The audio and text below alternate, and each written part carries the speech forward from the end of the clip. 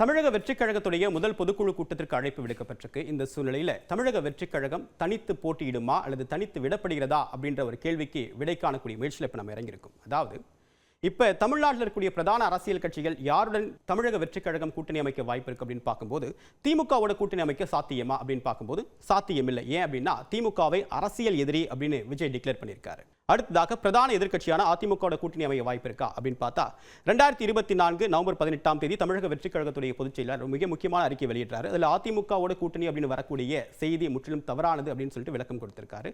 So அந்த பேச்சுக்கு முற்றுப்புள்ளி வைக்கப்பட்டிருக்கு. பாஜகவோடு கூட்டணி அமைய வாய்ப்பு இருக்கா அப்படின்னு பார்த்தா இல்லை, அவர்கள் கொள்கை எதிரி, அதன் மூலமாக கூட்டணி அமைக்க வாய்ப்பில்லை அப்படின்றதா இப்ப இருக்கக்கூடிய கலை யதார்த்தம். அடுத்ததாக காங்கிரஸோடு கூட்டணி அமைக்க வாய்ப்பு இருக்கா?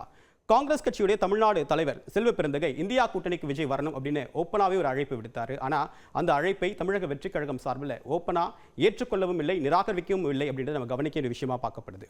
அதுக்கு அடுத்ததாக நாம் தமிழரும் தமிழக வெற்றிக் கழகமும் கூட்டணி அமைக்கும் அப்படின்னு நம்பப்பட்டது. ஆனால் கொள்கை முரண் அப்படின்னு பேசின சீமான் அதற்கு பிறகு நாங்களும் ஒரு பிரதான கட்சி, இத்தனை வருஷம் அரசியல் இருக்கும், இன்னைக்கு கட்சி தொடங்கின விஜயோட கூட்டணி அப்படின்றது சாத்தியமே இல்லை, எங்கள் தலைமையின் கீழே அவர்கள் வரட்டும் அப்படின்றது காரணமாக ரெண்டு பேருமே கூட்டணி அமைக்க முடியாத சூழ்நிலை தற்போது ஏற்பட்டிருக்கு.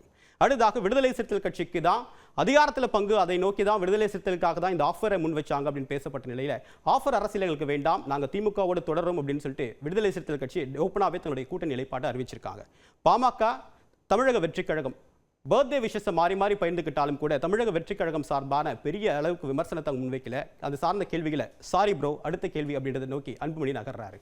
அடுத்ததாக தேமுதிக பொதுச் செயலாளராக இருக்கக்கூடிய பிரேமலதா விஜயகாந்த் விஜய் தன்னை முதல்ல நிரூபிக்கட்டும், அதுக்கு பிறகு கூட்டணி பற்றி பேசலாம் அப்படின்னு சொல்லியிருக்காங்க.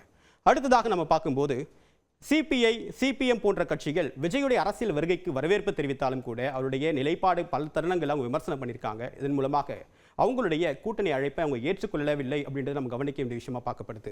அடுத்ததாக தமிழ்நாட்டை பொறுத்த வரைக்கும் ஆட்சி அதிகாரத்தில் பங்கு அப்படின்ற விஜய் கொடுத்த அழைப்பு அப்படின்றது ஒரு வரவேற்பு பெற்ற விஷயம், ஒரு புதிய டைனமிக்கை கொடுத்திருக்கு. ஆனால் அதன் காரணமாக விஜய்க்கு யாரும் கூட்டணிக்கான நாங்கள் வரும், அதன் காரணமாக நம்ம ரெண்டு பேரும் ஒன்றா பயணம் பண்ணலாம் அப்படின்னு ஓப்பனாக இது வரைக்கும் யாருமே சொல்லலை. இதன் மூலமாக அவருக்கு ஒன்றும் வலிமை சேரலை அப்படின்னு நம்ம கவனிக்க வேண்டிய விஷயமா பார்க்கப்படுது. அதுக்கடுத்தாக தமிழ்நாட்டை பொறுத்த வரைக்கும் இந்தியா கூட்டணியும் என்டிஏ கூட்டணியும் ரொம்ப பலமாகவே இருக்கு.